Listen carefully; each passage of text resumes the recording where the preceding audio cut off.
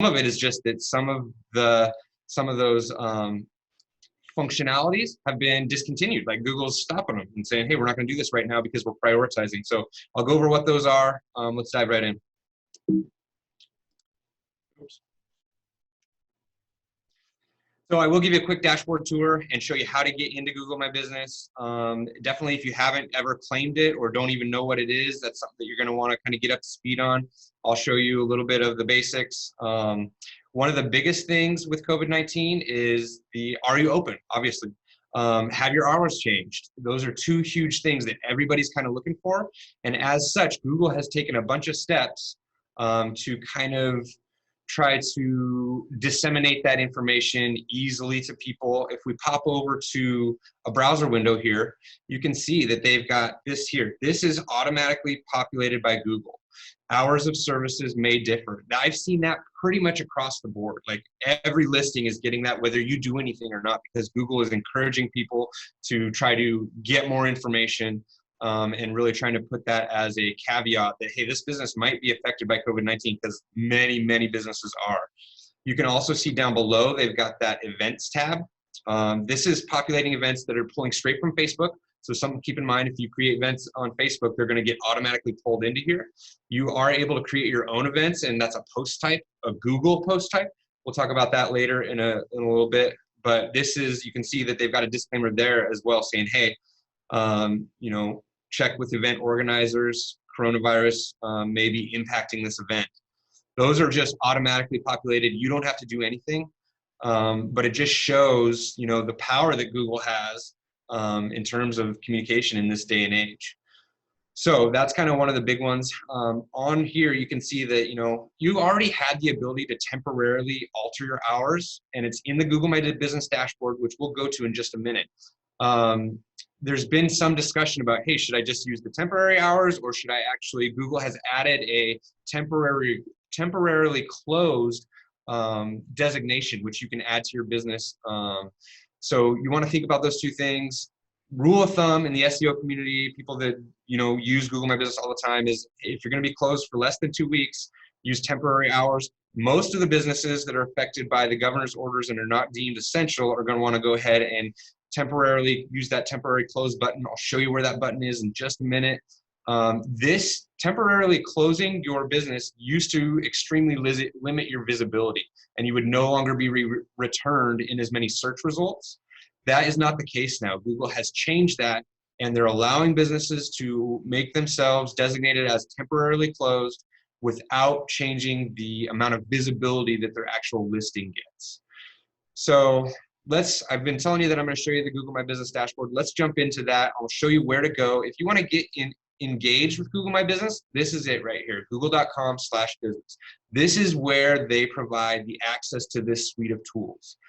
I'm not going to go in on verifying your business, but when you do verify it, the reason that it's important is because you get access to this piece of information here, this listing, which lives online and is returned for not only branded searches, but keyword searches. So if you do a keyword search for, say, let's do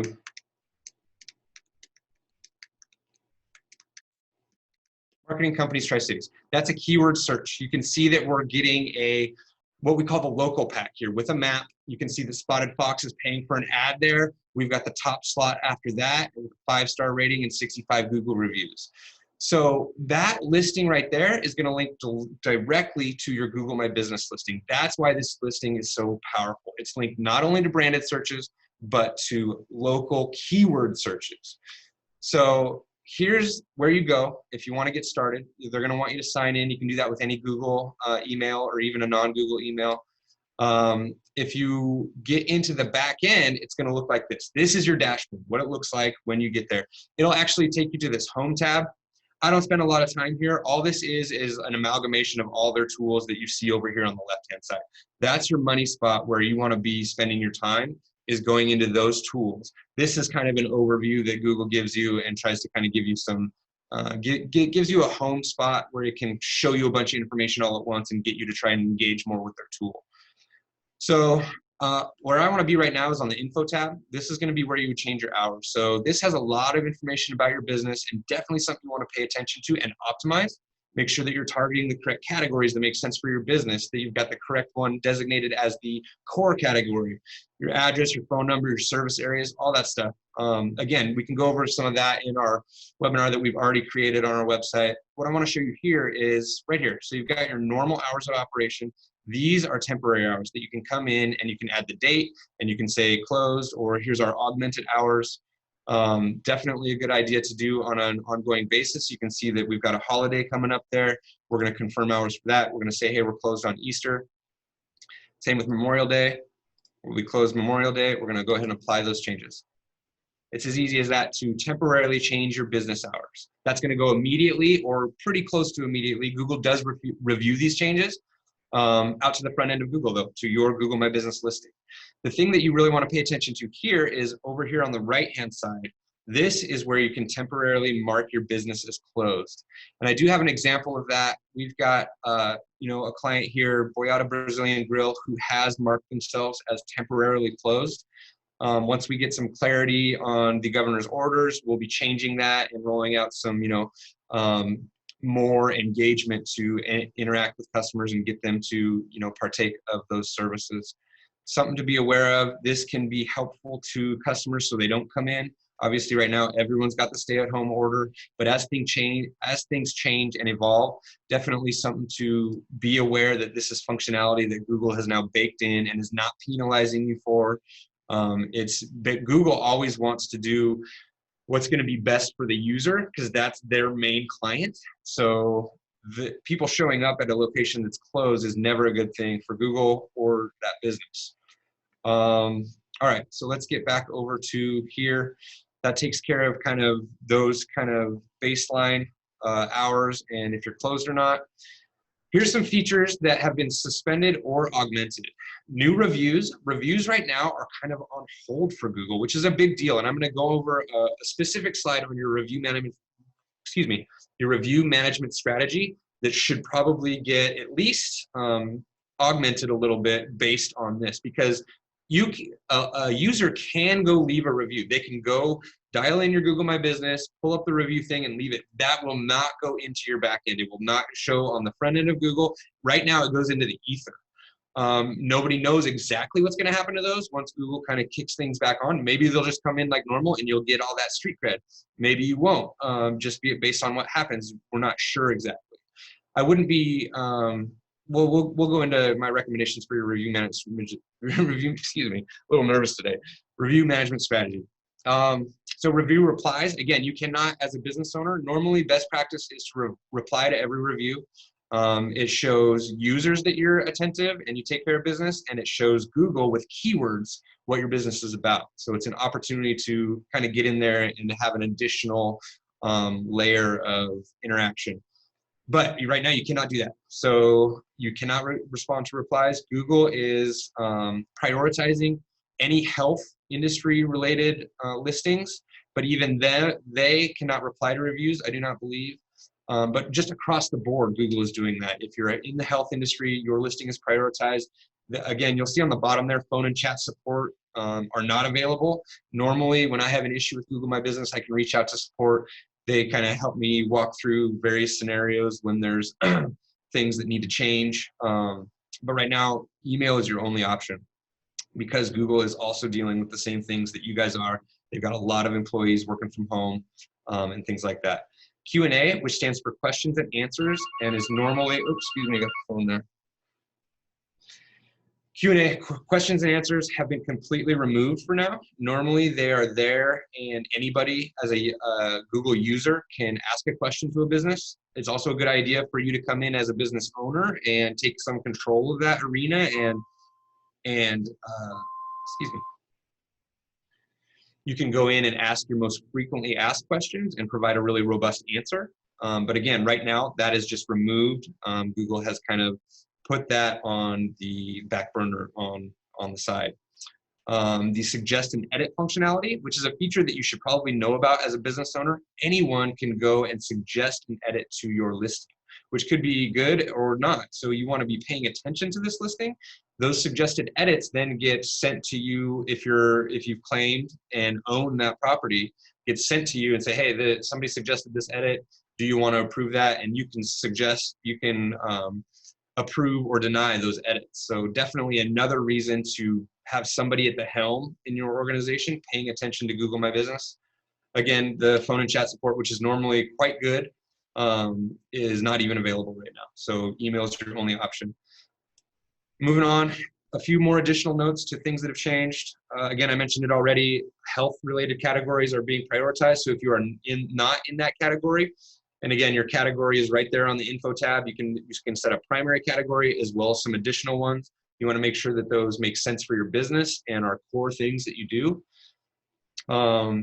We went over that Google has added the caution notification hours across the board, letting people know that COVID-19 may impact the listed hours.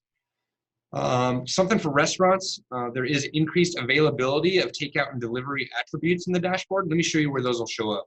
So right here, I'm still on my info tab. If I pop down to, you got to scroll down a little bit, but it's these highlights. So add attributes. And if you look at ours, there's not a lot of options there, but different categories are going to have different attributes available there. That's where your takeout and your delivery will be. And you'll want to make sure to activate those if you're a restaurant and you're providing those services. That'll allow it a very high level of visibility in that front end listing that users see. There is one other thing that's come up in the SEO community, and Google is normally the naming convention of your business needs to directly match what it is in real life. So for us, Cougar Digital Marketing LLC. For a restaurant, it's going to be the name of their business. Normally, anything outside of that is technically against Google guidelines, and you could be up for, some type of penalty, which usually is a suspended listing. Google will take that listing offline, and you'll have to do some work through their support to get that back online. But in this scenario, with things moving so fast and them wanting to get this type of information right in front of a prospective user or a client or somebody who's hungry, they are allowing restaurants to amend their restaurant name with the big words takeout or delivery. So you can consider that. It's not necessarily something you have to do. You do have those attributes that you can go in and set, and then those get you check marks as well. But especially as this just rolled out, a couple weeks ago, and everything kind of went haywire, this is something that I might consider if my business was a restaurant. There is also a new COVID post type, and Google posts are definitely something that we take advantage of as Cougar Digital because we see the value and the visibility, and we advise all of our clients to pay some attention to this space. Google's trying to kind of compete with other social media platforms with this feature, like Facebook and things like that, where you're posting on a continual basis. They do allow you to put up posts. They've got a few different categories. We'll look at those in just a second. Normally, they expire after 7 days. Although there is a hack where you can use the post type event, and then you can have that last a little bit longer. These COVID-19 posts are lasting for 14 days. Again, Google's a little bit trying to compete with Facebook, and they want you to engage with this product. They want you to kind of keep coming back to the table. That's why they expire. And definitely something for you to keep in mind and have a presence there because it is very valuable screen real estate. So if we look back here at our listing, you can see down here, we've got a bunch of posts. They talk about things that we do well, expose clients to services that we offer. We've got a testimonial in there. We've got one for COVID-19. Hey, we are open. We're doing online meetings. We can help you strategize for the future. This is a space that gets even better treatment on mobile. So when you're on mobile device, it's even closer. You can see that I had to scroll a little bit here. We've got a bunch of our 5-star reviews kind of going there, but then you get to post down here. On mobile, it's up a little bit higher even. So again, let's pop into the dashboard, and I'll do that right here. And we are going to go to the post tab, and you can see that Google puts it the highest one. I really think that's strategic by Google. They're really wanting people to take advantage of this feature, and not everybody is yet. So again, that can be another reason to do it because it kind of separates you from competitors. So you can see up here you have some types of posts at the top. You've got an offer, an update, and an event. And here's the COVID-19 update. I'll go over the others real quick. Event, again, there's that hack where you can set it as an event. Even if it's not quite technically an event, you can set it as one, which does give it like a date range, but then your post will last through to that date range. A little bit of a local Google My Business hack. You can add an update. That's just kind of a normal post. You can add an offer, which gets you, you could link it to your website, have the offer on a page there. You're going to drive more traffic. Offer also gets preferential treatment on maps. So that offer will be more visible on maps and on mobile. So something to think about there. And then the COVID-19 update is something that they've rolled out, and they do label it. If we look back here, we look at our post that's COVID-19 related, they give it that label. Hey, here's what's happening with COVID-19. It doesn't seem to give it more viewability. Like, it doesn't pop to the very top of your listing in my experience, which you'd think that maybe they would do that, and they have previously. When they first rolled out posts, came right at the top of your listing, super visible. It's since been kind of demoted a little bit. That's one of the things I want you guys to keep in mind about this tool, is that it's constantly evolving, just like Google. Google's changing things, making more stuff available, changing the way stuff works. And we're seeing that big time with COVID-19 and the impacts to this tool set. So if you have control of your Google My Business listing, it's easy to get into this dashboard. If you want to make a post about it, all you do is click on that little button there. You would put your status in here, and then you would click a button, and you have some things here, call now, buy, order online, learn more is probably the most appropriate for COVID-19. And this is going to roll into some of the recommendations I have for what you should do on your website. But you could have a dedicated page on your website that then stayed updated with the latest and greatest of what's happening with your business, especially because this is kind of a long-term thing. Nobody knows exactly when things are going to roll out. May 4th's been a date thrown around there that things could get better, but it's going to depend upon boots on the ground and what the virus situation looks like. So yeah, website messaging is going to kind of come next. Let's roll back around to, and then, so just to finish up there, if you hit publish, that's going to go live. They happen pretty fast. There have been some rejections, and more so while this crisis has gone on. There's been a little bit of talk in the SEO community that they've had more post rejections kind of randomly. So if it does get rejected, then you just need to go in and either try a different post or a repost, or figure out, usually I would contact support, but in this scenario, you might just try a few things to see if you can get your post to go. This one doesn't offer an image. The other post types, like, what's new, you can offer an image. Google My Business does support videos, something to keep in mind, and another way to separate yourself from your competitor, get some of that watchable content inside of the search results.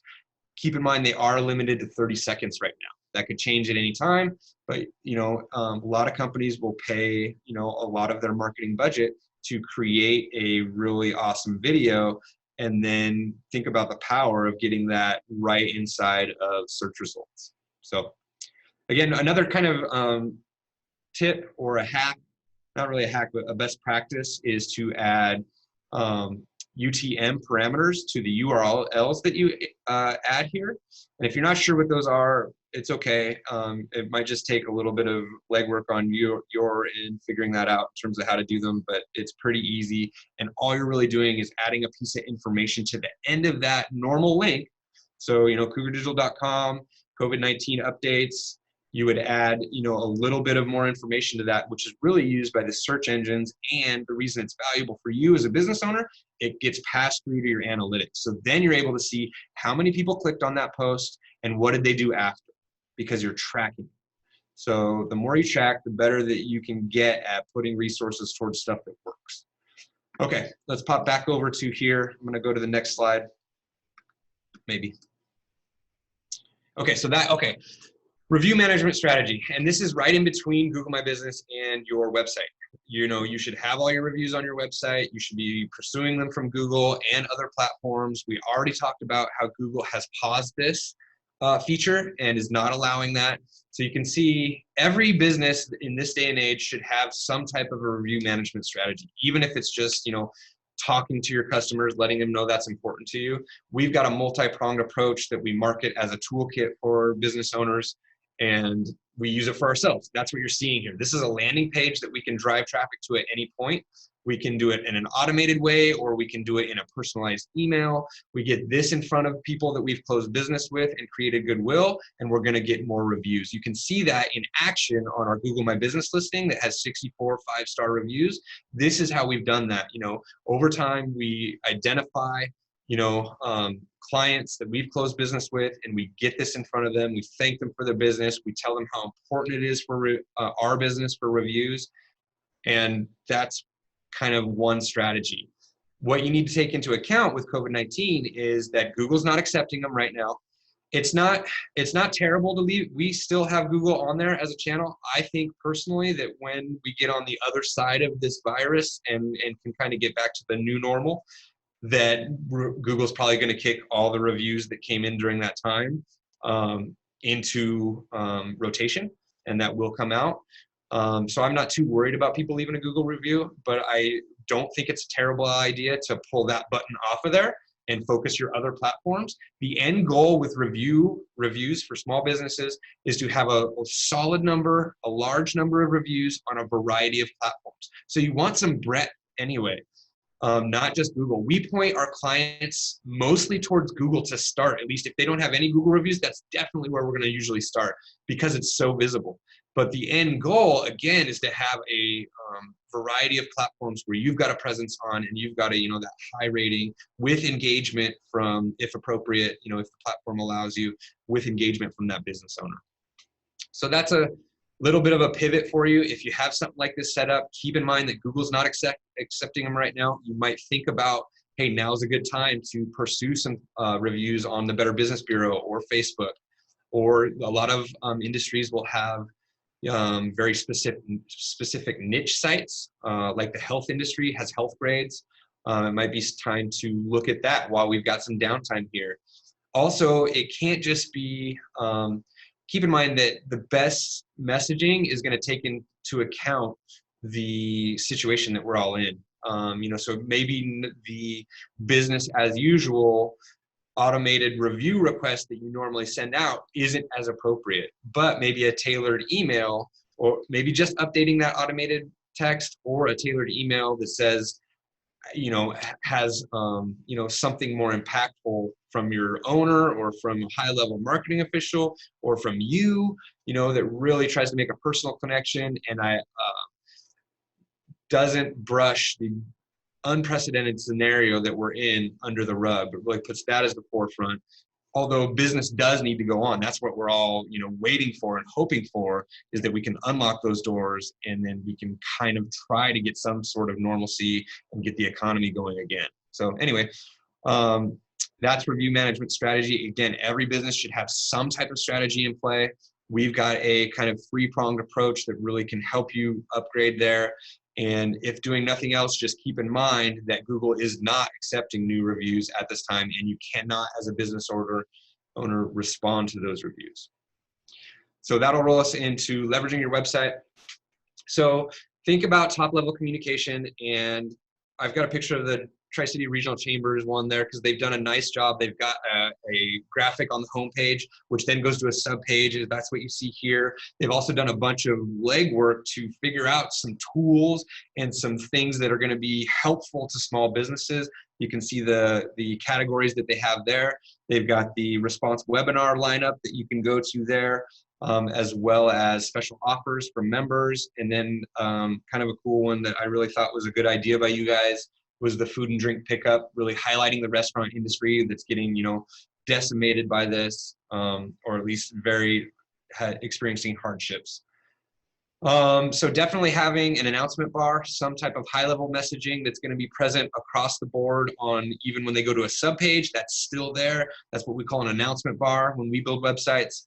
You can see that in action here. If we pop over to Tri-City Orthopedics, you've got the big red bar saying, hey, here's what's happening with COVID-19. They also have a message there in the what we call above the fold, the most visible part of your website. And then even below that, we've got some, hey, here's some details on what's happening with COVID-19. You could also consider doing a dedicated page because this is a long rollout and a longer scenario. We don't know what's going to happen 2 weeks down the road. Things might change. You could go update the homepage, or you could also consider having a dedicated page on the website where you keep all those updates and kind of people can see the chronology of what's been happening with your business over time. Excuse me. Okay, talked about considering a dedicated page. We got the announcement bar. You also want to push out a Google post. Schema, you might not be familiar with Schema, and this is probably going to be something more that you are going to want to talk to your web developer about, but Schema is basically an extra layer of code. It's a library of code that Google has adopted, as well as other search engines like Bing, that can give web crawlers, the actual browser, information in a very structured form. Schema is also called structured data. So you structure this data in the way that they're asking for according to the rules of this library, and it allows at an instant that Google bot can pick up exactly the information that you're trying to convey. So it's it's not exactly new, but it's been more fully adopted over the last year and a half or so, and is definitely an up and coming thing that you want to make sure your website has.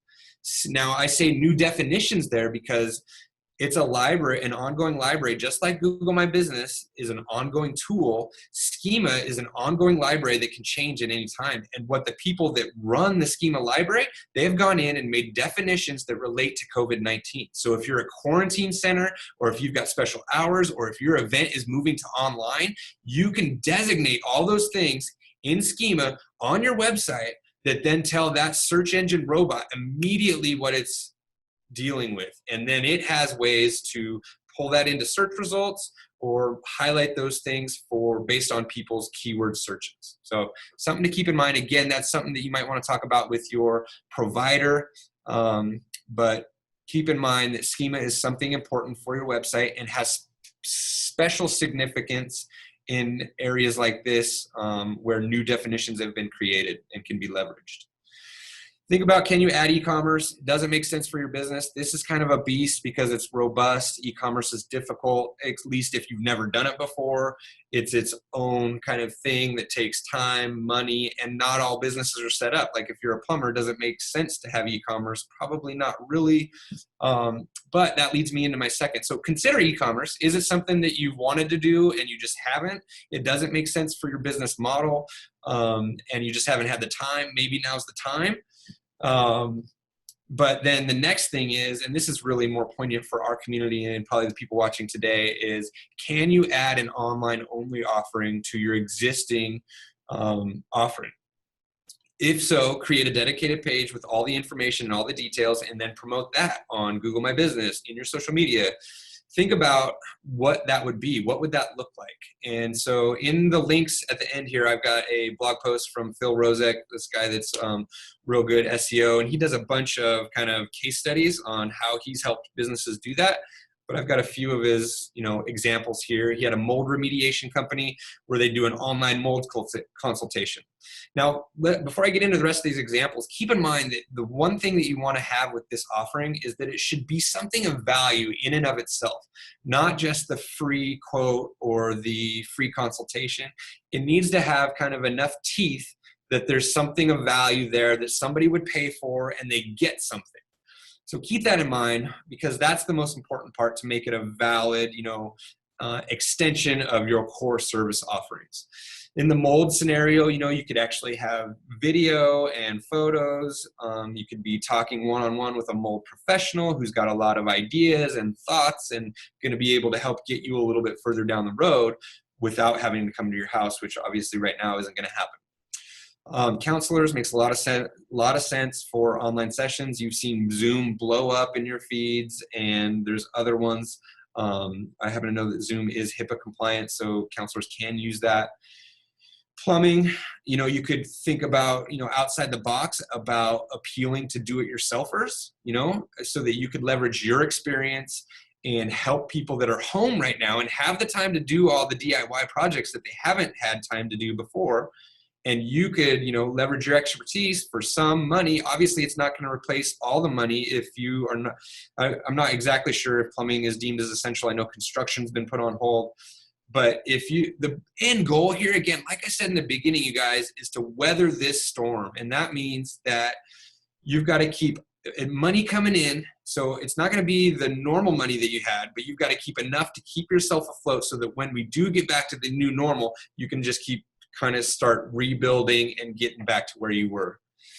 Think of like a dog training, you know, they could come with their questions. You could analyze their environment, because a big part of that is plays a part in environment. So they could give you a little tour of the house. Hey, here's the dog area. What kind of things can I set up?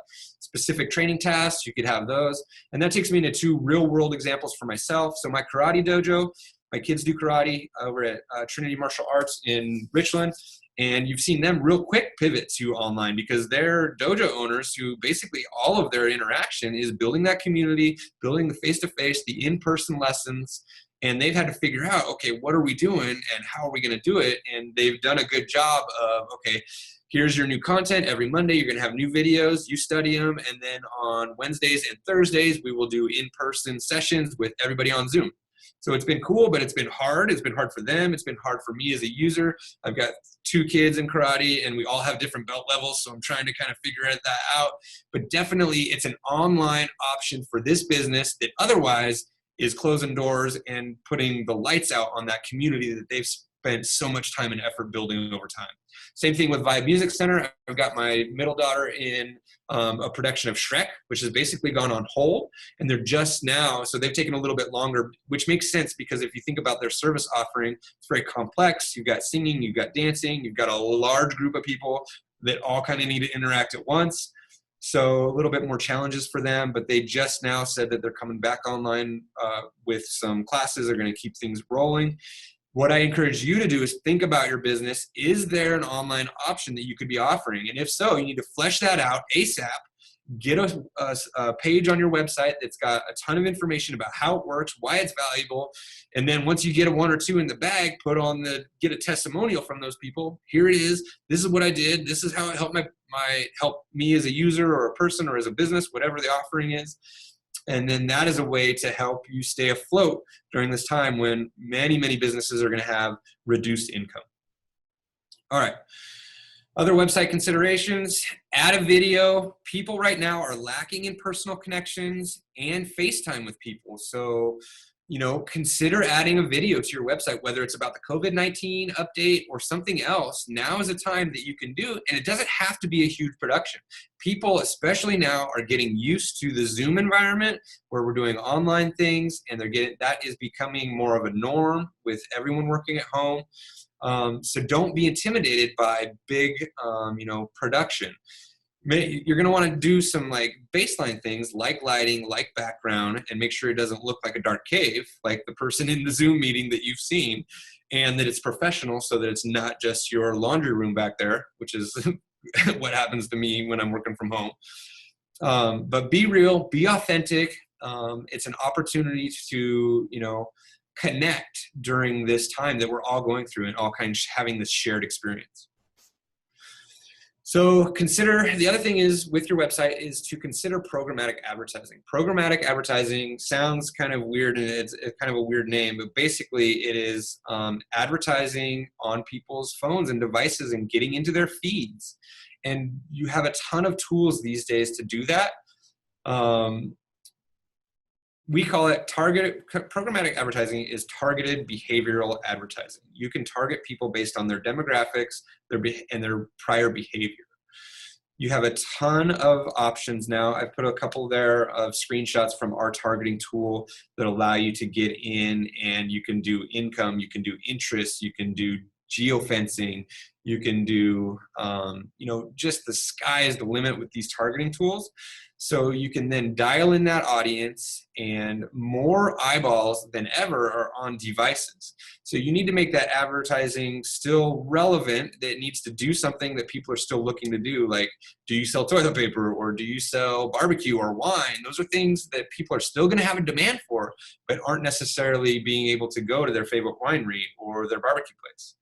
So those are some, opportunities that could be sitting there in the wings where if you know your target audience and you know some of the demographics that they ascribe to or belong to, then you have a weapon to get in their feeds and let them know that, hey, you can still get XYZ at your house.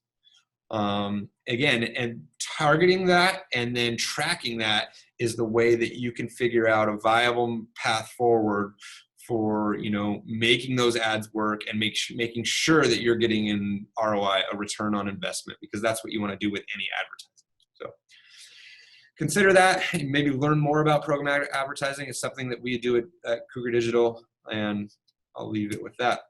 So I do have some helpful links here. I'll get I can even just put this in the chat, but this will be a PDF that I can send over to Logan. Make sure he can make sure that that's available to you guys. The top one is our Google My Business webinar. And then we've got a list of Google My Business impacted features put out by an SEO professional on restaurants, some baseline guidelines from Google, but a lot of it's stuff that we've already gone over today. If you're a restaurant, you want to also think about, you know, DoorDash and Grubhub and those services. If those services can help you bridge the gap between your website and your delivery. So yeah, I appreciate you guys being here. That's kind of what I had for today. If you have any questions, feel free to reach out in the question area or later via email. Got my email there. My name's Josh Candle. I am the marketing director with Cougar Digital Marketing and Design in West Richland. All right. Well, thank you, Josh. I've been looking over at Facebook Live. It looks like we don't have any questions on there. So with that, I'll just say thank you again for your time today. It was a lot of content. So for those of you watching, definitely feel free to reach out to Josh. And of course, we will save a copy of this on the Facebook page so you can view it later if you need to. And just one last reminder, coming up Wednesday, we'll have our webinar with the Small Business Administration talking about their disaster relief loans, and Congressman Newhouse on Friday. So thank you again, Josh. Thanks, Logan. All right.